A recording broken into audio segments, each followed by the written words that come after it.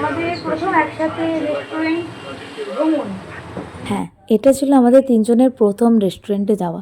জানো তো আজকের দিনটা আমার জন্য ভীষণ এক্সস্টিং ছিল।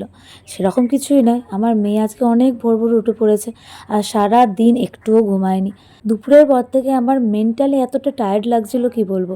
তো আজকে আমার হাসব্যান্ড এসেছিল, তো বললো যে চলো সন্ধ্যাবেলা তিনজনে মিলে একটুখানি বেরোই কোথাও। তো কোথায় বেরোবো ভাবতে ভাবতে ভাবলাম যে বাড়ির কাছে আমাদের ধুলাগড়ে ফুড এস্থেটিক নামে একটা ক্যাফে হয়েছে, সেখান থেকেই ঘুরে আসি। আর আমার চোখ মুখ দেখেই দেখো বুঝতে পারবে আমি সারাদিন কতটা টায়ার্ড। আজকে কিছু সাজুগুজুও করিনি, জাস্ট বেরিয়ে গেছি।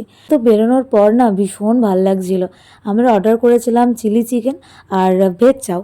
তো আমরা এখানে আগেও খেয়েছি, এখানের খাবার দাবার খুবই ভালো, কিন্তু এই খাবারটা আমরা প্রথমবার ট্রাই করলাম। পরিমাণে এতটাই ছিল যে দুজনে খেয়েও মনে হচ্ছিল যে অনেকটা খেয়ে ফেলেছি। আর প্রথমবার যেহেতু বেবিকে নিয়ে আমরা রেস্টুরেন্টে গেছি, তাই ওকে ম্যানেজ করে আমাদের খাওয়া দাওয়া করতে একটু চাপ হচ্ছিল, কিন্তু ধীরে ধীরে আমরা এটাও শিখে যাব। ওকে নিয়ে না বেরোলে আমরা ওকে ম্যানেজ করে কিভাবে সমস্ত কাজ ঘোরাফেরা করব এটা শিখতেও পারবো না।